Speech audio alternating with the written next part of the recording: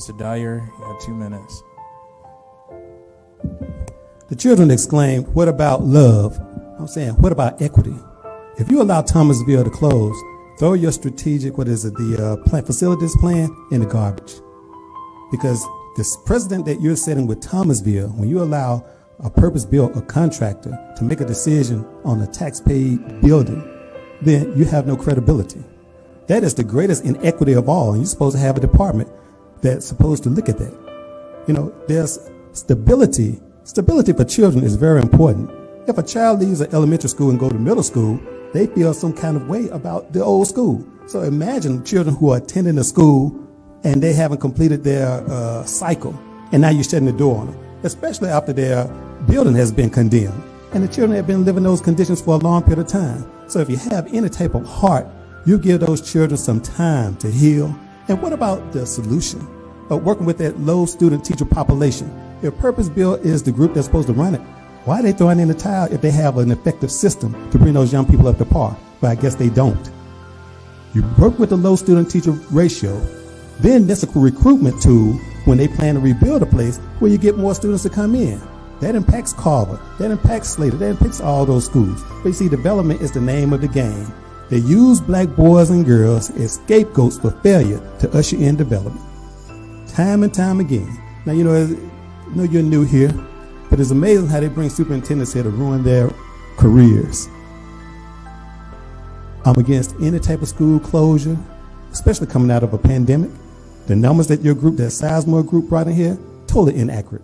All of the white schools are full capacity.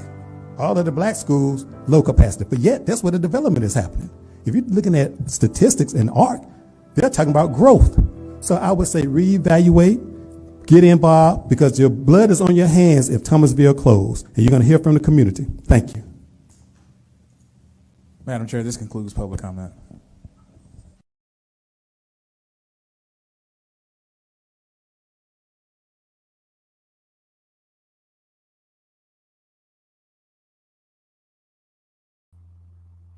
Hello and welcome. Welcome to Exposed, a Square Mile Media production. My name is Nathaniel Dyer, and I always say I kick ass for the children. And that's essential to know, because we cannot play games when our lives, our children's lives hang in the balance.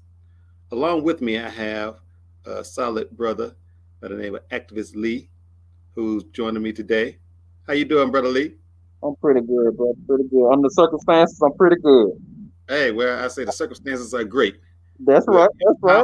To take control of this situation, be ahead of the game, and bring solutions to it for our future generation. That's right. That's right. Yeah. So, you want to tell us a little bit about yourself? I'm volunteer. I'm a volunteer activist. I've been doing it for now almost 20 years. I'm only 39, so they can tell you how long I've been in and how young I was when I started. Right. I run a non-profit organization. We're a year old as of January the 19th, called From Me Unto Unity. Congratulations. Yeah, From Me Unto Unity. We serve districts 3, 4, 9, Atlanta districts 3, 4, 9, 10, 11, and 12. We serve the underprivileged. We serve the people who have not been heard, the people who have been used.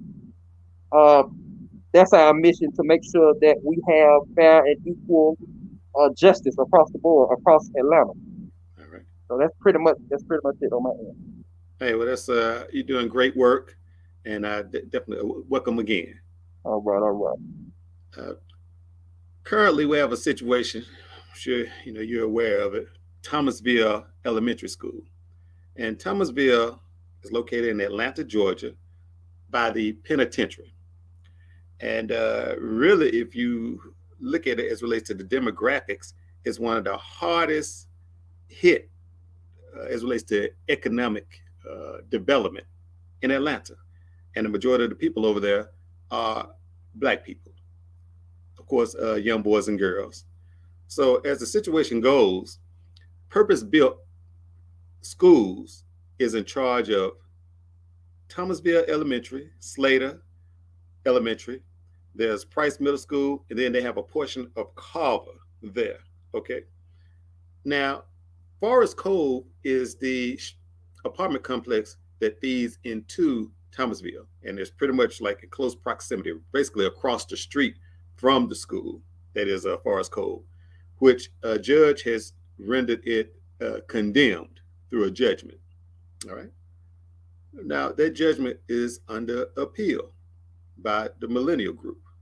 All right. So let's package that over here.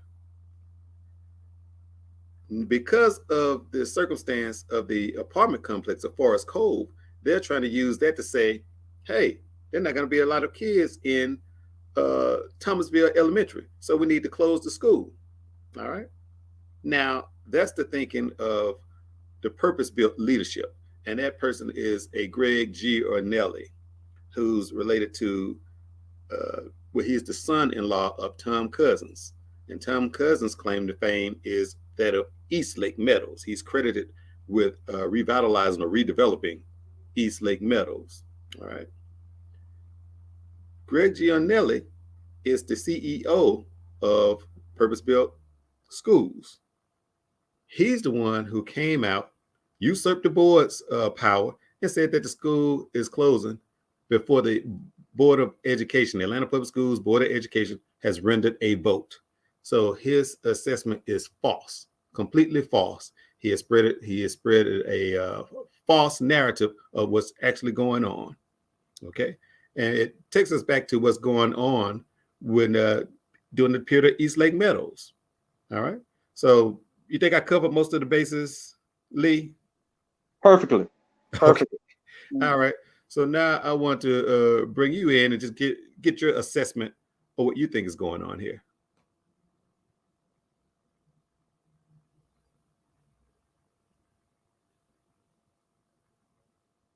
You may need unmute yourself.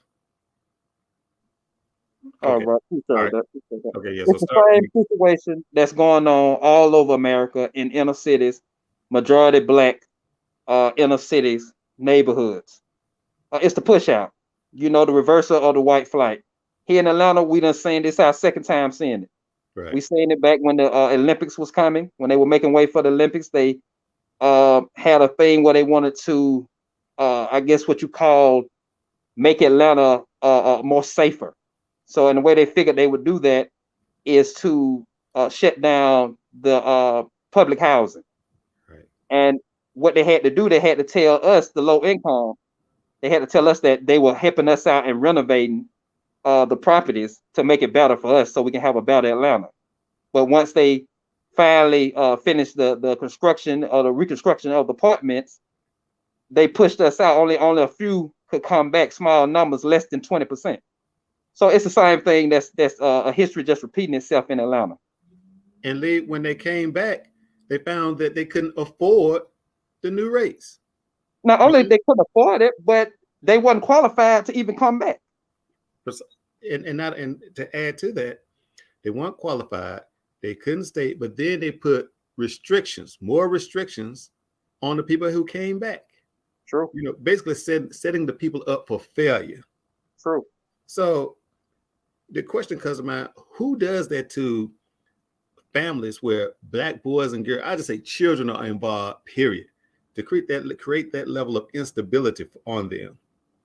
Now, Forest Cove has been around since the 70s, right? True.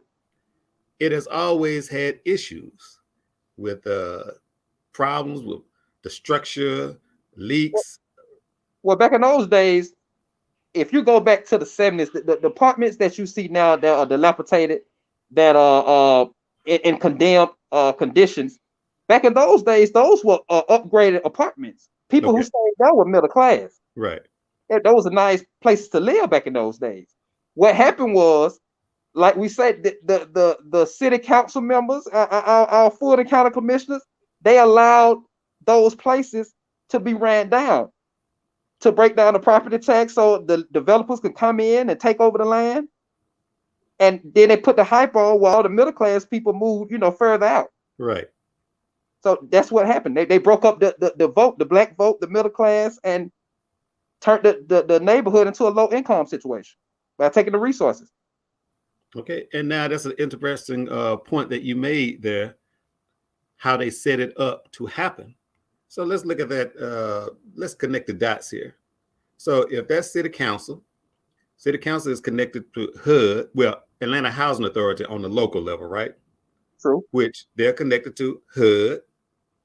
HUD is connected to the White House. So if we look back, let's say recently, we've had some Democratic leadership in there. We can go back to Obama. That's why I say we'll start with him, because that's when purpose-built. Reason I start with him, Warren Buffett and Tom Cousins, and there's another guy who created purpose-built communities. Okay, and they created it under the premise that they wanted to duplicate what they did in Eastlake. Of course, it's no secret that Warren Buffett and Obama were buddies, were pals.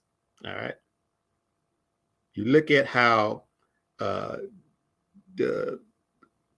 $30 million came from the White House at that time for choice neighborhoods. I don't know if you recall that.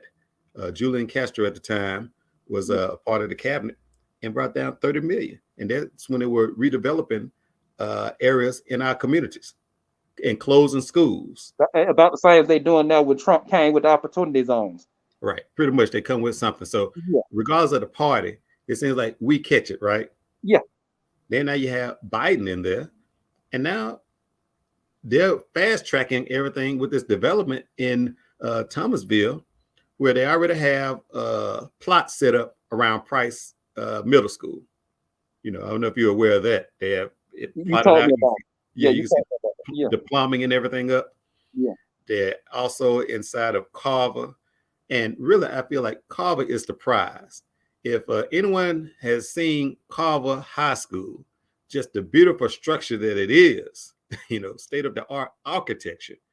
You imagine putting 500 to up to $1 million homes in that environment and have a luxurious school like that. That'd be a great amenity. So I'm going to read some of these facts, Lee, and chime in whenever you want to, okay? Okay. All right. What I have is here's the issue. Major players in the city of Atlanta are teaming up to disenfranchise and displace the Thomasville, Slater, and Carver neighborhoods for displacement, basically.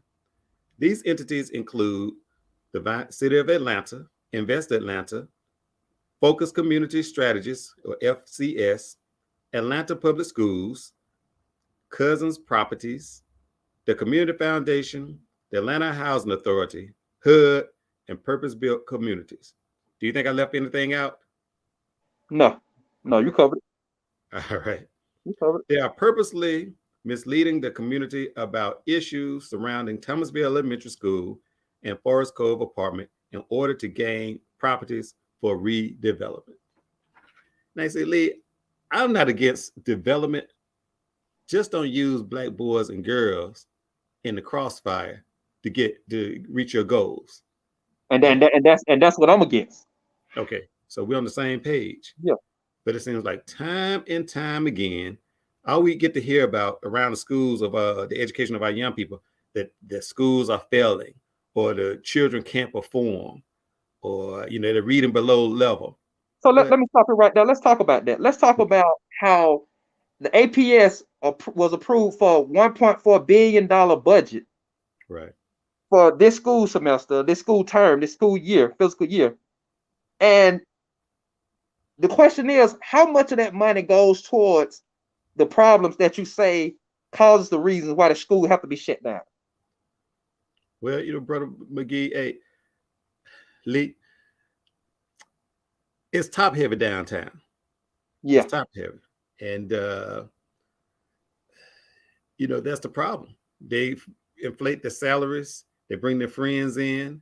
They have this equity group in APS that they created. I call it a group of equality because, true equity takes backbone, and you're pretty much going to piss some people off when you make measures to accomplish it. True. Thomasville Elementary can be the beacon of equity because of the young people that it serves. Again, 100% free and reduced lunch. They're facing displacement. building has been condemned, so they have been through it. So if you're only going to have 60 children left in that building, which they're claiming, they say it's more than 60, afford those young people a private school like education. Work with the low student teacher ratios. About 4 or 5 years ago, they were number 2 from the bottom in state rankings, Thomasville Elementary, which I feel like is false on them. Those are some bright, beautiful children, but then the crossfires of development. I mean, you got to take in their household and environment, what they're living through. You know, it's hard for a child to learn when they're living in condemned apartments and dilapidated homes.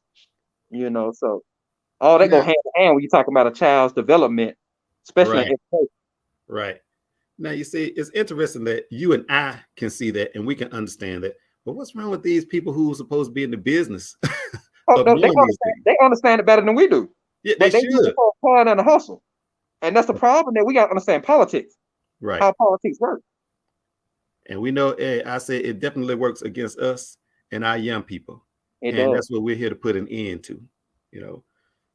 So I'll continue with the facts. Oh, well.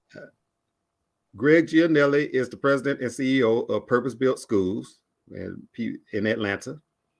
His wife, Lillian Gianelli, is the daughter of Tom Cousins, who founded Cousins Property. All right. Mr. Cousins is also credited for the redevelopment of East Lake Meadows. And Lillian is, well, I did some research. She was the CEO, but now they have the lady who's the former, what's her name? Naughting. She used to be affiliated with the Atlanta Housing Authority during the East Lake period. And I got that from the, if anyone's interested, you can check out that documentary, East Lake Meadows. Okay. Purpose Built Communities was created by Tom Cousins and Warren Buffett. Now, Warren Buffett is a noted billionaire. At one point, he was supposed to be the richest man in the world. Okay. I don't see how that's possible when the Arabs and sheiks, you know, have been doing this for a long period of time. All right. While there has been no official vote on the Atlanta Public Schools APS Board of Education, and I, you know, most of this I pretty much covered in the beginning. I'm just go down to the solutions. Thomasville is not and should not be closed by a compromised board. And I say a compromised board is because they donated to the campaigns of the board members. So how are you going to say a school is closed, but you need the board's vote to get that done? But yet you contributed to their campaigns. That's Gianelli and the Cousins group.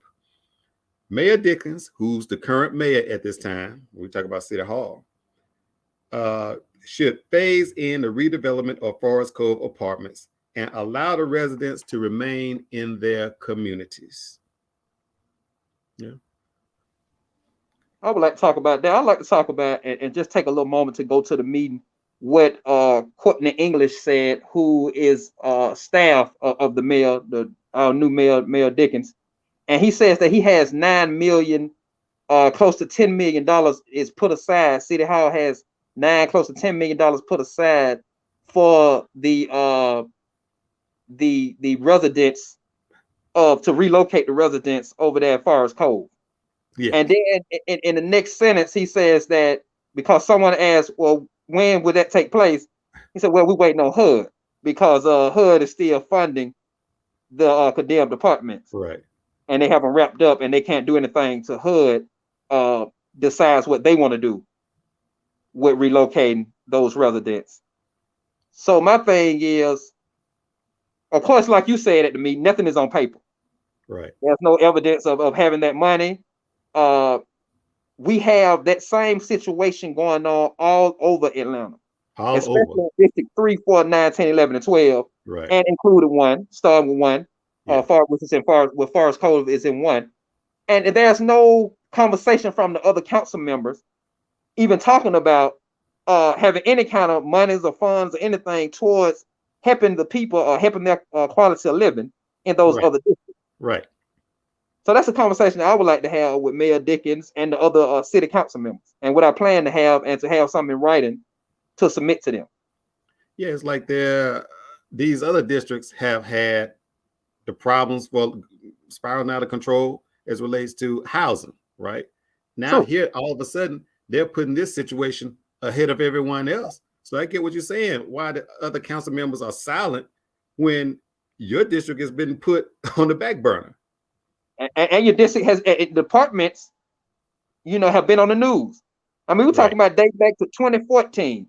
To 2014 and now, different departments around Atlanta have been on the news for mold issues, condemned, dilapidated houses, condemned situations, under the table landlord leases. Right. And like you said, they're silent. Yeah, they're silent, and it just really speaks to who's doing who's keeping them silent. There you go. Who tells them when to talk? They're puppets. That's what I call it. They're puppets. Yeah, just a bunch of dumb puppets. Yeah. And just no heart, no backbone, and is impacting. I say, of course, black boys and girls, but when they take care of all of this and they redevelop that area, we know what they're going to put in there. They can put high dollar structures in there, which then is going to impact the seniors and your legacy residents who lived in that area, because they want them out. Everyone is affected. Everyone on different levels. If you want to talk about young men, young women, they're affected by crime because of their hunger, because of their depression, the trauma they're going through living in those situations, which no one deals with on a mental level. Right. The seniors, like you said, because of the housing, because of their neglect. Mm-hmm. Our babies, it affects everyone. Right. In some way, some form or fashion, it affects us all. Yes.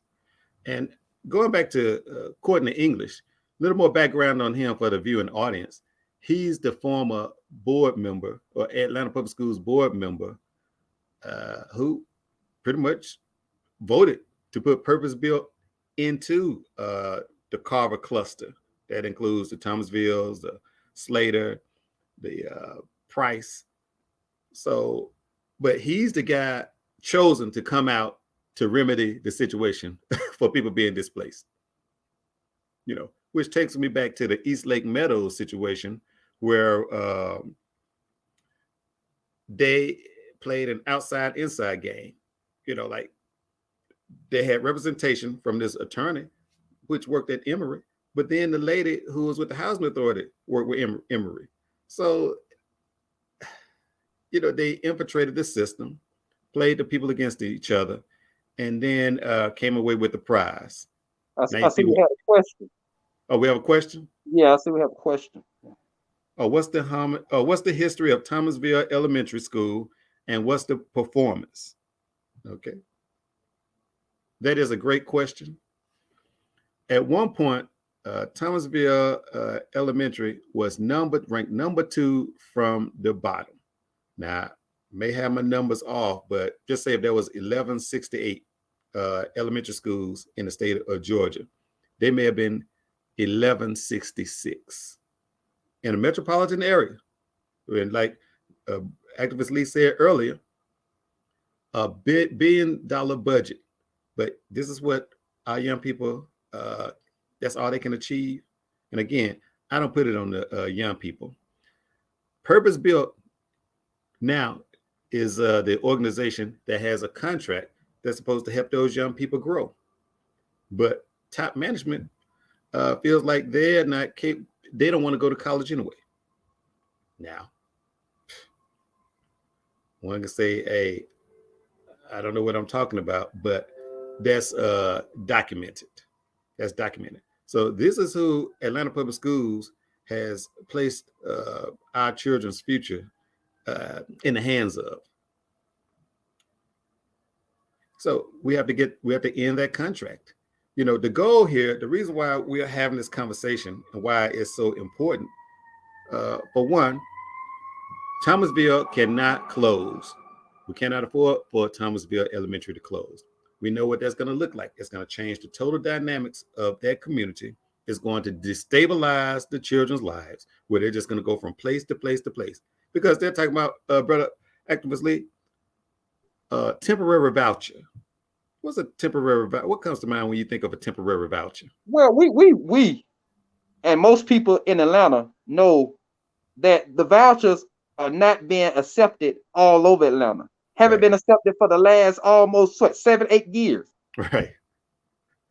I mean, it's a joke.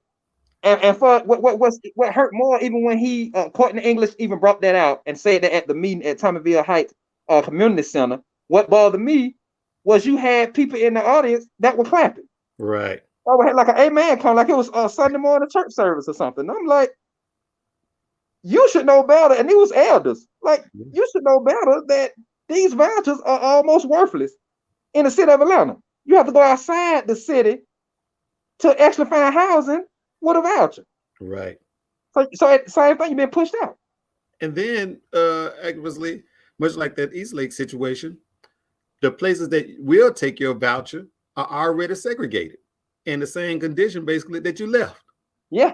So you're not really leaving one environment and going to another. That's better. Yeah, not a better situation. Just being pushed out. You just being pushed out for development. Yeah. Okay. So, and this guy, English, ran for city council.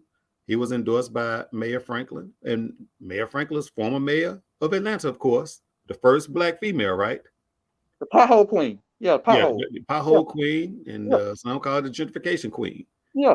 And she sits on the board of Purposeville. I think at one point she may have been CEO, but I know she's heavily affiliated with them. But again, do you not have a heart for the children? Do you not? You are a mayor. You should know the impact of decisions that are being made in people's lives, especially one of Forest Cove. But Forest Cove was in that condition when she was in office. Then you had Kasim Reed, no changes. Who shut down Peachtree and Pine, and because of that, over 30, close to 40 people, homeless people, died of hypothermia that year. What was that? 2017. Right. In the same week. Yeah, but they claim this is the Mecca. It's a Black city. It is a Mecca. It's the house Negro Mecca. It is. Right on. Touche. Yeah, it is the house nigga Mecca. And we just have a bunch of losers in position. And, I can't even put the label Black on them. It'll slide right off because Black once they get elected, once we vote them in, they stop being Black and start being political. That's what happened. Well, I say most times the way that things are connected in this city, I just think, hey, they kind of rigged the numbers, because you look at how things, they get these people in there and they immediately, they fall in place with the system of destruction. There you go. It's just like there's a continuum from one administration to the other. And we definitely don't benefit, And that's my thing. And that's why, I was so glad to have that conversation with you, to see some kind of light, to say, how could we, or how can we move forward and help the people in light of the situation we're in? And we came up with a better quality of living while they're staying in these condemned apartments and housing. Right. So it's not the overall solution, but it's something better. Because, we got people like when I went through Darren Village over there in District 10, which is Andrea Boone's district, and I took video and talked with the residents, and they over there, they can't even sit in their apartment because the mold is so bad. They have to go outside and sit outside to get air because that's how bad the mold is and the conditions of their units, their apartment units. Yeah, I remember seeing the photos like that, Hey, we have another question. Yeah. How many children are enrolled at Thomasville and at risk of being displaced? Are teachers impacted? That is another great question.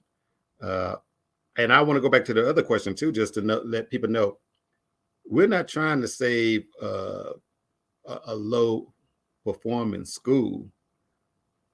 It's about stability of the children, and their environment.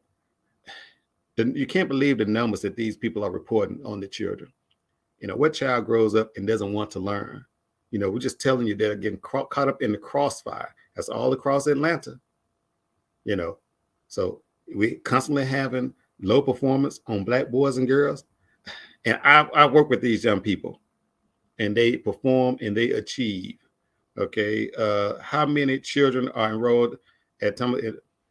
The numbers have been, I think the school may have been around, just say maybe 265, but don't quote me on that. I'm just giving a figure. But what they're saying is going to be the number that remains would be around 60. Now I've heard it would be more, but they won't give us any answers. They won't give us any concrete answers on that. Okay. As far as the teachers, a lot of them are going to lose their jobs. Okay. The guy Gianelli states that Atlanta Public Schools would make them a priority hire, put them in front of the line, which I don't think you can do that legally. Now, and what about the principal? You said that principal of Thomasville is at risk. Thomasville Elementary is at risk of losing his job too, right? Okay. Now they're trying to take the students from Thomasville and put them into Slater Elementary School. Okay. Now I visited, went to a meeting with Slater, and I found that they had a great culture. The principal was loved by the teachers. The students, it was just an oasis of love. Well, I was like, wow, they have the potential to really do great things. But this guy, Gianelli, the CEO of Purpose Built, wants to ruin that culture. So he's taking what's happening at Thomasville, bringing the guy over there who maybe, I heard that he may have moved the dial a little bit over there, and replaced the lady in Slater. So, of course, that's creating division. Again, we talk about stability, right? Okay. You're creating division. You're bringing children from two different communities where there may be issues. We're just going to talk real about, potential gangs and all that kind of stuff. All right. But recently, he had the principal at Slater removed. So imagine the impact of that before the end of the school year. You got this great culture going on. You have the principal removed. Then you bring this new guy in. And then I'm told that first thing he wants to do is take half of the staff out for dinner or drinks and leave the others at the school, or they're not invited. So we have just, and these are adults acting like this, which is definitely a shame.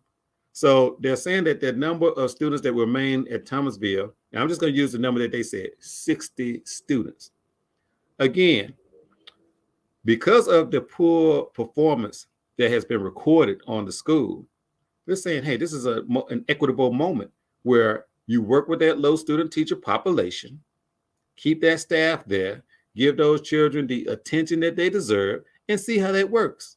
But they never want to see how it works, Activist Lee. They always want to shuffle the kids, merge them, put them together, close the schools down, and put no transition components in place. Let me say something in response to that. What would it look like, or what would it take for us to have more public engagement into APS, like into the books? What do we need to form a board, or what do we need to do to get more engagement? Because I know our time is limited. Okay. Because hey, I have to work. We have things going on. We can't always make events. Do you think that we need to form some kind of task force or some kind of board or something just to focus on nothing but APS and the books and their projects? That's a great question, Activist Lee. But you see, there's some mechanisms in place currently. They have Go Teams. Go Teams are those, is a tool in which the community runs the school. But the unfortunate problem is they're not taking it. It's really something that you should be, I would say, paid for, because you're managing the facilities. You handle the hiring and firing of the principal. You're pretty much looking at budgets. And most of these people come from a mindset thinking that it's tea and coffee. You just get together, have a little meeting. But you see, schools on the north side, it was an easy transition for them, because if they have naps or sparks, okay, they've been involved in their schools. So when I'm gonna just say this last superintendent, Carl Starvin, comes in and positions go teams, well, they're ahead of the game. You understand what I'm saying, Activist Lee? Yeah. But then you look at on the south side where the PTAs aren't functioning to their capacity. You're behind the 8 ball, and then you have to learn and get up to speed. And a lot of these people are chosen by principals, people that like them. So it's really not going to hold them accountable. So we need some real deal people on these, what can I say, local, what I call it, the go teams. Real deal people with some backbone, with some tooth and back to hold things accountable. So let me ask, who created the go teams? Was that APS? That was during Maria Kostarfin's time there. She created the go teams. And I told her that, okay, that's not an equitable move. In order to make that work, you're going to have to give the schools on the south side some time to really get developed or put more resources there to make it happen. There's a question. What does PTA and teachers union say? Okay. Now, I've had conversations with the PTA, Activist Lee, and they are concerned. They're concerned. They have their ear to the ground on what's happening. As far as the teachers union, I really don't expect much from them. They stay kind of like in a small frame. At one particular group, not doing nothing, may post a video about what's going on, but they're not really supporting the teachers. This is a prime example where they need to be involved when you got teachers from Thomasville being let go because of an apartment building. Not because of their performance. That light duty public service, that's the problem. Yeah. It's light duty. You have a big problem, big issue, like you say, they put up a video. And that's supposed to, but they could be compromised too. I mean, Activist Lee, trillions of dollars are coming into Thomasville. Now people say, well, where do you get that number from? You can look at all the players. I named all the players. It goes all the way up to the White House. That's why we're going to have this, and that flyer is up. Save Thomasville Elementary School. It is not closed. We're having a protest rally at Atlanta Public Schools. That's going to be 130 Trinity Avenue, Southwest Atlanta. It's 30303, Monday, April the 11th, 2022. Of course, the rally we'll gather up around 3:30. Have a lot of energy. Really make our voices heard. Have several speakers. Hey, it's just people from the community. You are the star, and your voice is very important. We'll sign up to speak between 5 and 5:50 p.m. The board meeting starts at 6, or supposedly starts at 6. We must fight for our children, okay? And again, we're not fighting for the brick and mortar. Really, we're fighting for the soul of the community. That's why our young people go. That's where they say that they cannot learn. The question may come up.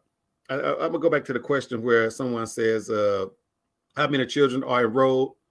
And most people will say, and APS has said, well, it's not economically feasible to educate 60 students in a building. Well, that's false. But Activist Lee, it has been reported that there is a lack of affordable housing in Atlanta, right? True. So that means property values, housing, taxes, the coffers should be full. True. So if that's the case, yes, it is economically feasible to work with a low student population. And the reason being, I tell you like this, if this process goes through where Thomasville is closed and they rebuild the school, build multi-million-dollar structures over there, the new population is going to desire schools exactly that mimics what Thomasville has now. Would you agree? I agree. Yeah.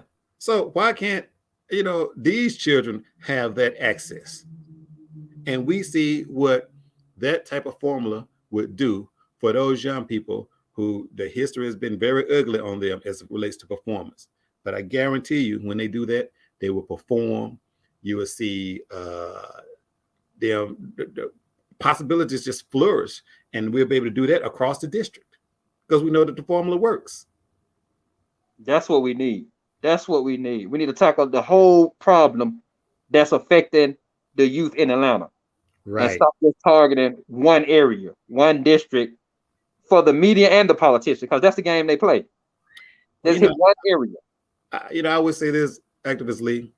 What would it benefit Atlanta to have a successful, predominantly Black school system? Well, of course, for us, it does wonders. It provides, our young people are happy, they're thriving. It gives us a feeling of empowerment to see our young people grow and be the best. Yeah. And then it attracts business. It attracts development around pretty much us. But the problem is it will attract people regionally and across the globe to move here in droves for the educational opportunities, which will create white flight. And another problem is that it'll affect the community development block grants and the federal funding. Right. Because the more problems you have, the more money you have. That's the more money you're going to get federally. Yeah. So you can talk about, okay, low incarceration rates, low crime, all of the ills are gone. That's why they must keep Atlanta public schools and most schools in metropolitan areas where there's a high concentration of Black boys and girls on the low performing. But how do we, that's my thing, coming with that solution and just being realistic, not saying that we're going to solve the whole problem. I see we have a question. Go ahead. Let's okay, take we have a question. Okay, all right. It says Forest Cove, formerly called Villamonte, was doomed from the start, built next to a prison. What's your feeling about that? Well, it's not directly next to the prison, but it's pretty close. It's pretty close, but the prison doesn't have anything to do with the quality of the apartment or the quality of the school. Well, I would say you got the prison. Well, I put it like this: the way they're set up, and I would say, to that they are right. It was doomed from the start because if you look at the problems that Four Seasons and Forest Cove has had over the years, it pretty much says, well, damn, with the problems, you're going straight. All you gotta do is go next. Your next home is next door. Yeah. And I would say that distance is about maybe 3 blocks from the pen, maybe half a mile. But think about back when it started. Think about back in the 70s. You may have had a prison right there, but you also had a factory right there, car factory right there. Yeah. That brought great jobs and opportunities to live middle class. Okay. So it's all about development of the area. Yeah, a prison there, and if you look at it, put a mental stain on that neighborhood, but you also had other development around there, and you had a better quality of life around it as far as the quality of the apartments and the houses. Right. Yeah. So in its current state, with it being condemned, and then of course the reported issues of crime, almost, now currently, that perception isn't really good. That's the prison of school. And then, okay, let's throw the school in there too. Okay, you got the home environment. Yeah, they create that they bring the perception that it's hellacious. Then the children go to school, and then they're saying that the children can't learn there, and then it just says, hey, so 1 + 1 equals penitentiary. Yeah, 1 + 1 equals penitentiary. Yeah, there you go. Yeah. Okay. So that is problematic. But I will say, the goal is, for one, not to allow that school to be voted on. And really, it can't be, in my opinion, ethically, it cannot be voted on. And reason one is because the board has been compromised. And I've talked to several of them. I told them, hey, you're on record as receiving campaign contributions from this group. Either the Gianelli guy himself or the company Cousins Properties. And then there's some other affiliates. So you will either have to recuse yourself and not vote. But then if they, again, why vote on something which your contractor has said the school is closed, but you never voted on it formally? So to do that shows that you're just following in line. Like I said, being a puppet.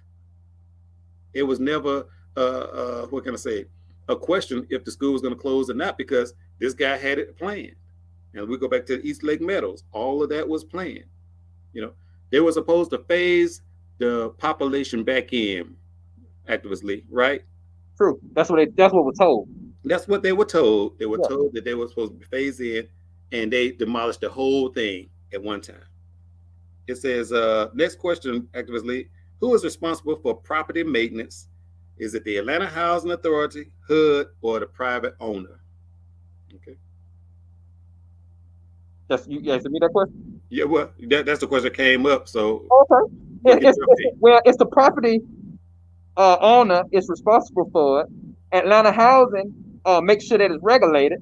And if it's not regulated, HUD stops paying. Okay, yeah. So basically, HUD sends the funds down to the private owner, which, their responsibility. You the owner, you maintain. Okay, but then the oversight, like you said, is from HUD.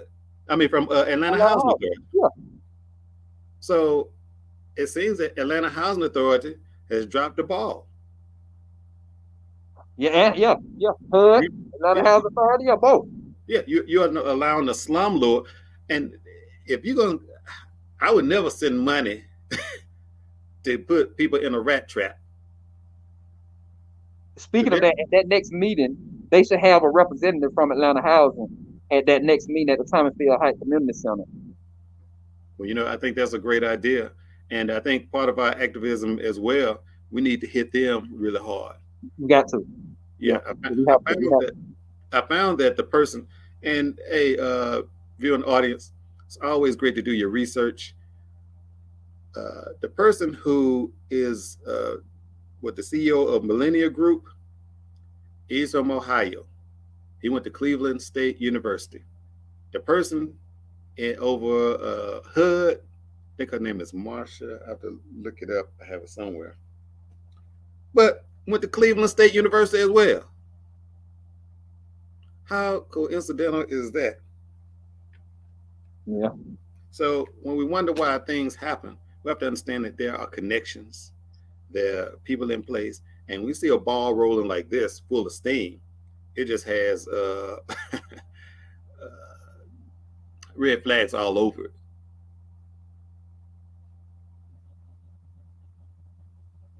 It's all about the clicks. That's what it's all about. Yeah, it's about the clicks, but again, our goal is, let's talk about what the desired solution is.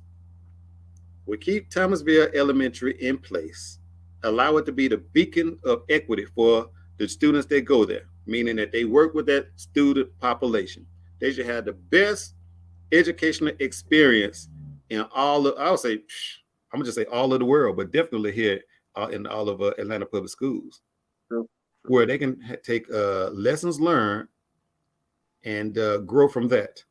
Has APS had meetings with the community? That is another great question. I attended a meeting at Thomasville Elementary where the superintendent came out, and she started off by addressing the group by telling us everything she doesn't know. I don't know what's going to happen with the apartment. I don't know what we're going to do. I don't know. There's just so many. And I was just like, you just said a whole lot of nothing. Come to us with some answers, some concrete. You're dealing with the lives of children where you need to be succinct in what your thought process is. You're the superintendent, So I told her at that meeting, I posed a question. I said, are you the one who recommends measures to be voted on by the board? She said, yes, I am. I posed the question, have you proposed that Thomasville Elementary should be closed for a vote? She said, no, she has not. But yet your contractor is out there saying that the school is closed. Okay. But none of them ever refuted him in public and said that, hey, he was wrong. It's not closed. We have to go to the vote. So I told her, if you leave this meeting and you present this to the board, you will appear disingenuous and not in the best interest of the children in the community. And I said, furthermore, your board has been compromised. So really, Activist Lee, I doubt if it goes to a vote. And what I told them, stop focusing on what's happening with this apartment. Focus on the children that's under your purview. Focus on the children under your purview. Create the experience that we are discussing right now for the children so that they can have a great quality education and possibly have a great, successful life and grow with the development and not get ran out by development.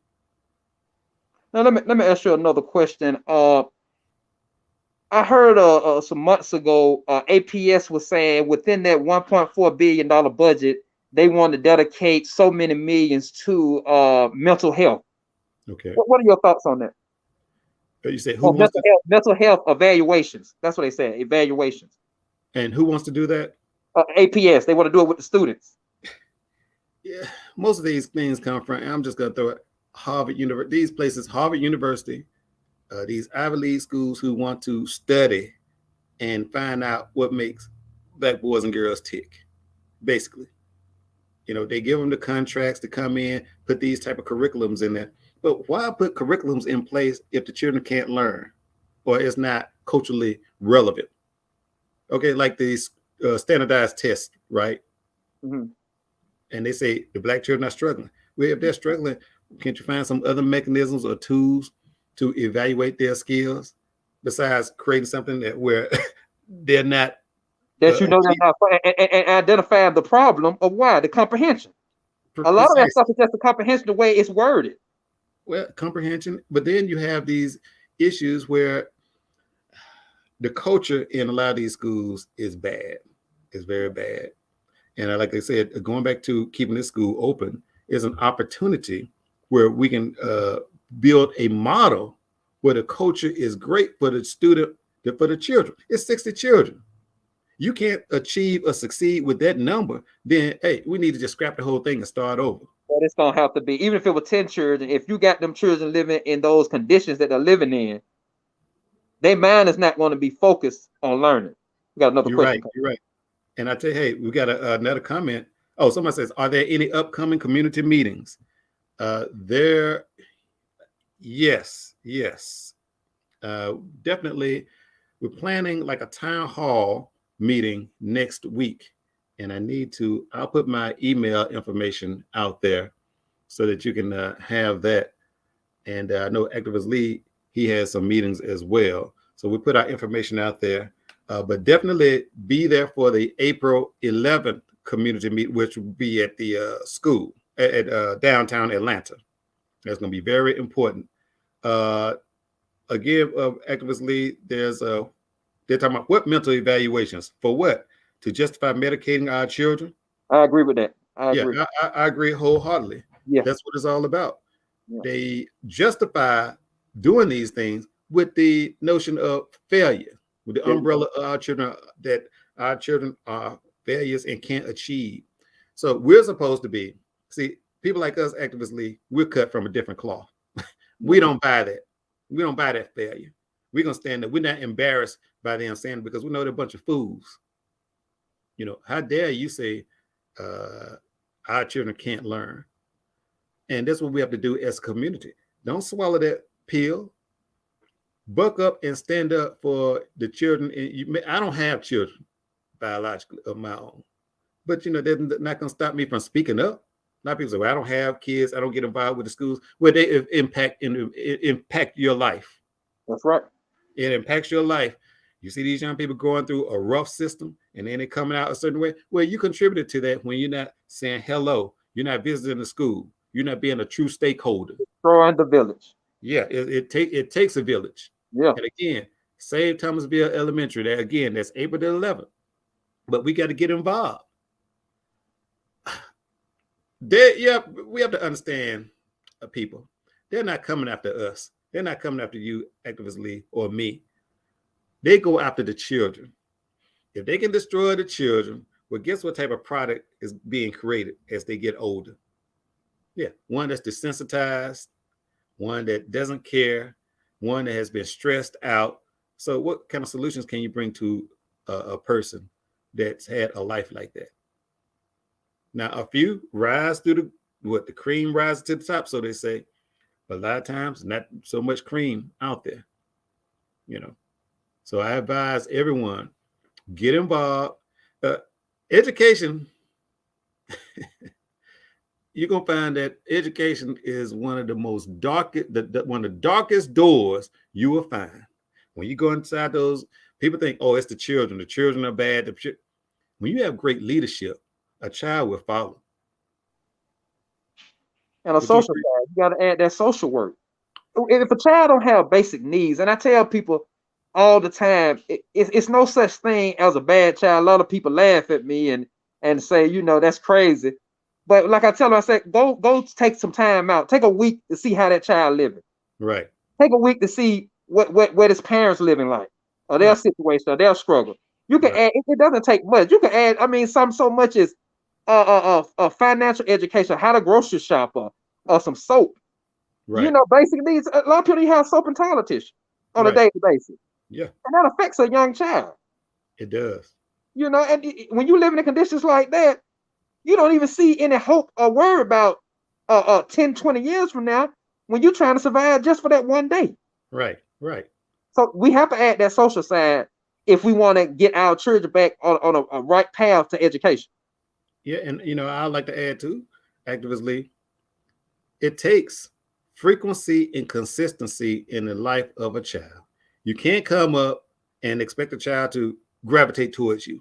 And you're talking, well, you know, you need to be respectful. Like you said, Activist Lee, a child has immediate needs that may cause them to act a certain way.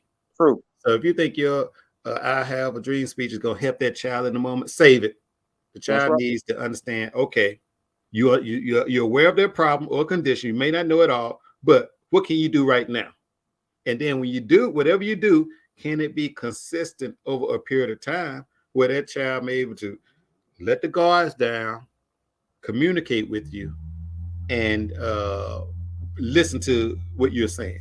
There you go. Open up and flourish. Yeah, because you know, I tell when I do my summer feeding programs in the neighborhoods, I tell the people that I'm training, I say, look, when you go out to the sites, you're gonna catch hell probably the first 2 weeks.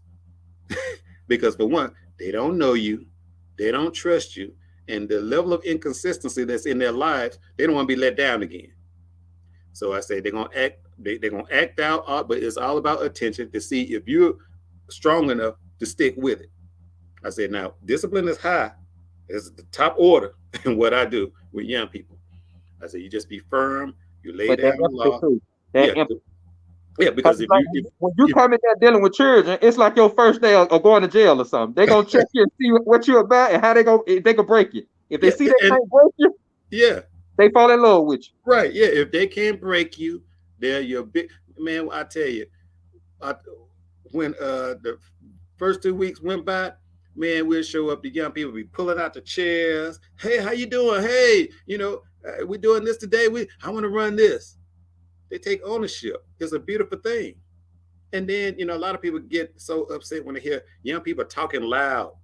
I'm like, do you understand? Do you not understand that is a sign that they feel safe? There you go. You know, I mean, don't take their voice. I hate when people tell children, shut up. Don't ask no questions. You're taking their voice. They learning. They're learning and they're communicating. They're growing. They feel safe by your presence. But you're going to shut that down? So, I mean, you know, so we're fighting on this front. I really, you know, you and I'm sure would prefer just to be working with the children, making sure that they have the basic essentials. But this is what's thrown on our plate. And Activist Lee is not many of us.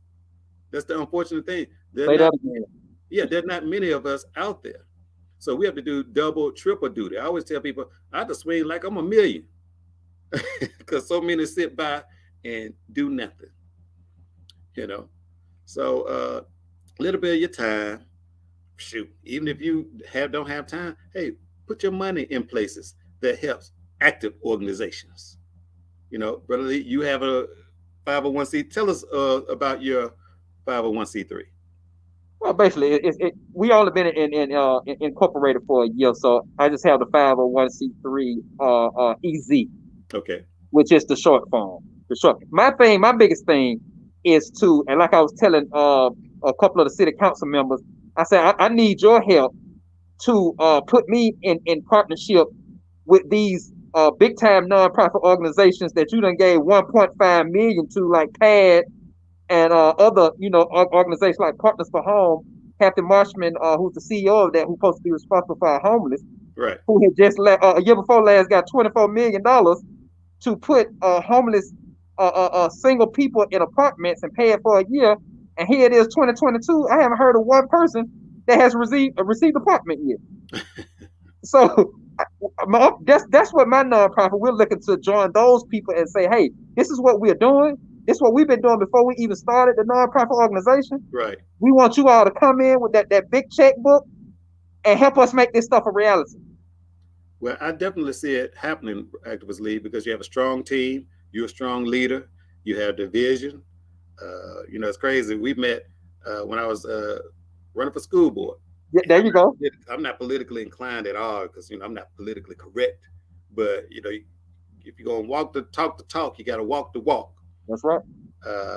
My organization is Kids First, and it is a 501c3. And our goal is we consider ourselves the authority on enhancing the lives of children.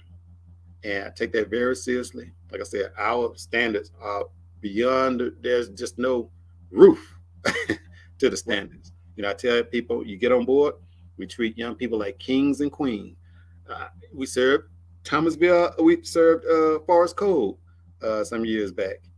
And I told them, I don't care if that child's coming out with a sore diaper, one sock, and hammock, that's a king and a queen, and you will act accordingly. And I tell you, that was one of our favorite sites, the children at Forest Cove. And people probably wouldn't believe it, and the respect that we were given, whatever activity was going on, with the adults, they would move that out of the way. We had a little oasis right in the center of Forest Cove, like the little courtyard. Yeah. And I never forget, man, the greatest award that I probably ever received is when two parents came up. I think it was coming down to the close of the summer. They had 3 certificates for me. And they said, I don't know your name, but we wanted to give this to you, in appreciation for what you did for our children. And man, that certificate said, blank, blah, blah, blah. And I said, that just warmed my heart.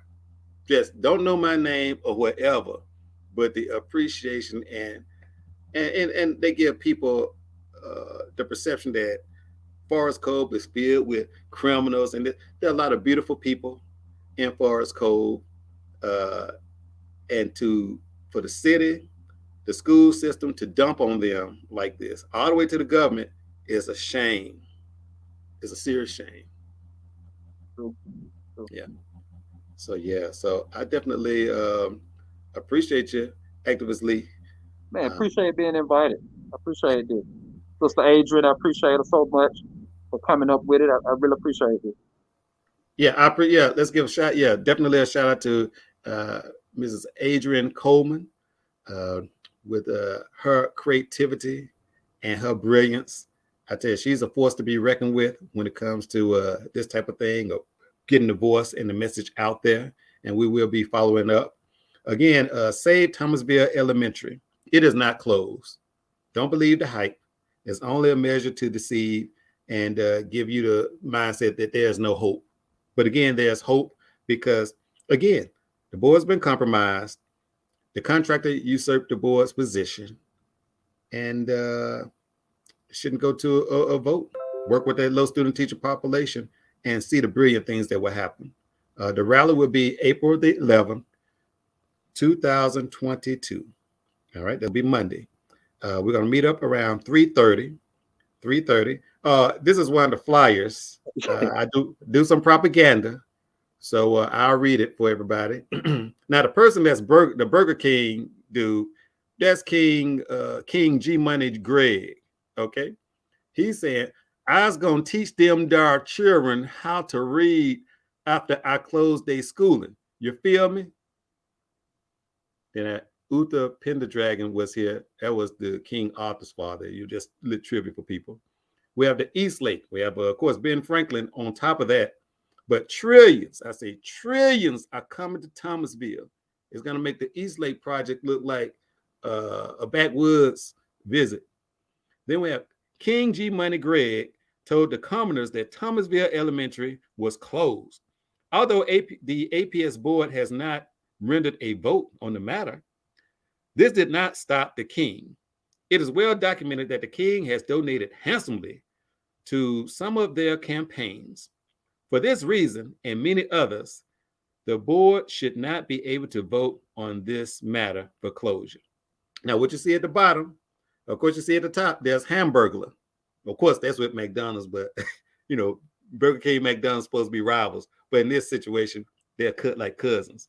So you see at the bottom, we got the Hamburger board. So you can see, then there's a special guest, Mr. Courtney English there in the frame. And Mr. Jason Estevez, who's supposed to be running for state senate. Now, how you going to run for state senate, a higher position, and you're not moving the dial in the lives of children? So now you want to destroy entire families now? What we call them? This is so important because a lot of people don't have that insight and that background on the candidates. Yeah. And as we're doing now, we're putting that position. Courtney English ran for city council. He and Estevez. I said Estevez, English, Collins. I'm gonna just stick with those three who've been on the board longer than anybody else. Gave that contract, almost a 15-year contract with little to no oversight to purpose-built communities. The king at the top. This guy has a 15-year contract with little to no oversight, but he doesn't believe that these children can perform. That's quite unfortunate. I see Brother James Davenport from Midtown Atlanta. It was give him a shout out. That's right, Brother James. Yeah, he's on it. He's on it. It's great to have you viewing. And we're going to do some serious work, Brother Davenport. I know he's very passionate about displacement, what's going on in the city. He's been on the trail for a long period of time, and it's great to have him on board. You got any words for him? Hey, I love him. I thank him so much for his support. When he heard that I had started a nonprofit organization, and even before that, he always, whatever project I'm doing, he always come in and, hey, how can I be of service? How can I help? Yeah. He's been a blessing to me and been a blessing to the people. Yeah. And like I told him last night at the meet and greet that you had, we're going to win. We will win and we will be successful. And I'm going to tell you the strategy. I don't deal with school boards, city council. You got to go after the millionaires, the billionaires. There you go. Who pulling those strings? Yeah, you got to go after the puppet master. There you go. You waste your time because they rotate the puppets. What 2 years, 4 years, they're in and out. Yeah. Yeah. And plus, you're not doing any type of damage. Now, it's great to use them to carry the message back to master, the puppet master. Yeah. But don't spend your time trying to convince these people. They have no power. They have no say. They're just do boys and girls. Okay. But see, who has the most to lose? The person with the investment. Again, trillions of dollars are coming into that one area of Atlanta. You see, Porsche is located over there by that area. So they need homes. You got this war, you got so many factors that say, hey, they're going to have people to fill up those properties all over Atlanta. It's going to be a thing that's imported. They got Microsoft coming. They got all kind of big time companies coming to Atlanta. So they making way for them. Yeah. And please, Atlanta, and on the south side, don't get caught up into, well, this is historic. They don't give a damn. Nope. Do not give it. Then they shut down Friendship Baptist Church, which is 100-year-old church where I believe Morehouse College and Spelman was created. Right, Activist Lee? Well, Spelman, came from John Rockefeller. That's his wife. He brought it from Augusta. But right. Yeah, I mean, it's in the area. Yeah, it's in Yeah, yeah. You know, in the I think the basement of the church, I believe the yeah, the school. basement. But that was back when it was in Augusta, Spelman. Okay, okay, Yeah, yeah, 2 nurses. Yeah, I had it. Yeah. yeah. But you know, it has historical ties, but it's gone. It's demolished. Yeah. So when these things happen, it's not about the past. You know, we need to understand that in order to protect the past, we have to protect the future, and that's our children. Everything is connected to education. Believe it. Any type of development. If you hot and going to city council meetings, be sure you go by the school or board of education meetings and look at the performance level of your community school. If it's low, you're vulnerable. You know, trash pickup and all that kind of stuff doesn't matter when your schools are performing on a low level. Okay. And I say again, it's not the children's fault. They love to learn. You just have to be a person that's willing to take them to the next level. Okay. You have any final comments, brother? No, I'm good. I'm good. Thank you so much for just having the opportunity to talk to the people and to have this conversation. You know, we've been having this conversation behind closed doors. I think we need to have it more with the public. Right, right. And of course, we've been having some more meetings. My email is nate@natbowtheedge.com. I have a Kids First email too, restructuring my website for that. And also, if you'd like to donate to Activist Lee's organization, tell them the name once again. It's From Me Until Unity Incorporated. Okay. Did they show your contact information as well? Oh yeah, no, it doesn't show my contact information, but my the email for the nonprofit is from me until unity @gmail.com. Okay. Yeah, and my organization is Kids First. We definitely could use your support. We have some great things coming around down the pike for the future. We want to provide minimum 25,000 opportunities for young people when school is out. So from K through, well, I say from up to age 14, they'll be in a camp-like environment. 14 up will have access to internships and things like that. And those who aren't a part of the internships, guess what? They'll work with those kids 14 and below. You know, so they're earning money, getting paid, and guided in the proper lane for success. So thank you all for showing up and listening to the show. And please get involved. April the 11th, whether you live in Atlanta, just show up. Save Thomasville, really save our children. You know, this goes beyond just one school, but they're taking measures that are unethical in this process that impacts vulnerable children. And we must stand up, show them that they are supported and loved, not just Atlanta, not just Georgia, all across the globe. Okay. Once again, my name is Nathaniel Dyer. This has been Exposed. And we thank Adrian Coleman for all of her hard work being behind the scenes. Yeah, thank you, sister. And let me say before we get off, it's from me until unity. Okay, I'm glad you until UNTIL unity. From me until unity. No, not until. Okay, until. Okay, my organization is Kids First. The website is, which I should have up pretty soon, is kidsfirst.pro. Okay. But expect to see that up and running again. Had a little glitch in it, so we have to redo it. And on behalf of Square Mile Media Atlanta, Adrian Coleman, we bid you adieu and Kids First. There you go. Yeah.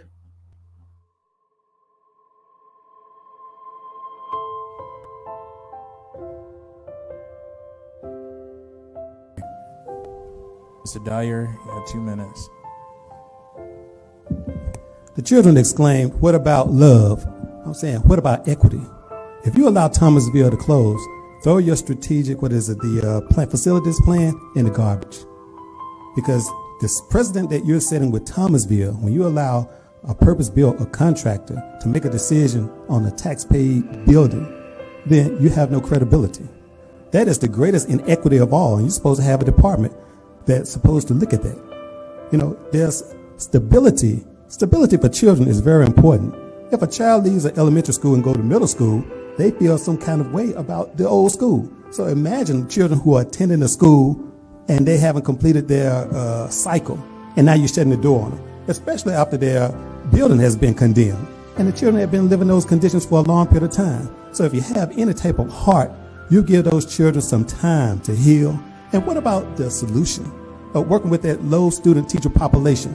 If Purpose Built is the group that's supposed to run it, why are they throwing in the towel if they have an effective system to bring those young people up to par? But I guess they don't. You work with the low student teacher ratio, then that's a recruitment tool when they plan to rebuild a place where you get more students to come in.